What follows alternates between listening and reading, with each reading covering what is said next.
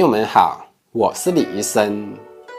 临近冬季呢，很多人都会有喉咙干痒、咳嗽之类的小毛病，反反复复的，很是难受。今天呢，李医生给大家支个招，用这3种食物煮水喝呢，很是管用，家家厨房都有。第一种，萝卜煮水能够起到消食祛痰的作用。萝卜煮水呢，可以有效的缓解痰多刺激咽喉引起的咳嗽。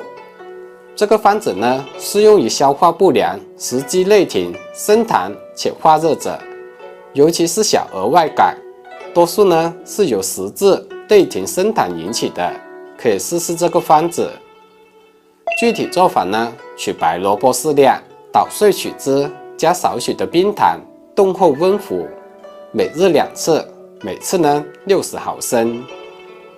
第二种呢，山药煮水，主要是起到止咳补气的作用。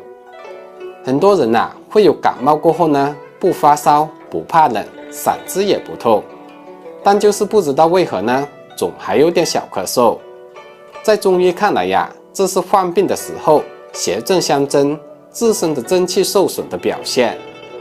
此时呢，可以用干山药煮水来缓解。重点要注意的是呢，这里的山药指的是淮山药，它的药效呢，比起普通山药更要强一些。具体做法呢，淮山药30克，牛蒡子3克。如果咳嗽严重的话，可以用6克的牛蒡子，加水适量，煎煮30分钟即可。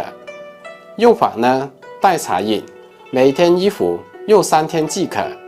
如果不喜欢牛蒡子的味道呢，可以单独用淮山药煮水，还可以放冰糖调味。第3种乌梅煮水，主要起到生津益肺的作用。中医认为乌梅味酸涩，性平，归肝、脾、肺、大肠经，适用于肺虚久咳、虚热消咳等症状。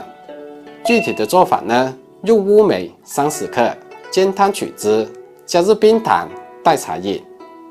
这个方子呢，对于生津、止咳、敛汗作用效果甚好，适用于肺阴虚咳嗽、伴有口干、盗汗的人群。所以呢，秋冬交替之际，如果有这些小毛病不妨试试李医生推荐的这几个小方子，也可以把它们分享给身边的朋友。好了，看完今天的内容，请帮李医生在视频下方点赞、订阅，感谢您的支持。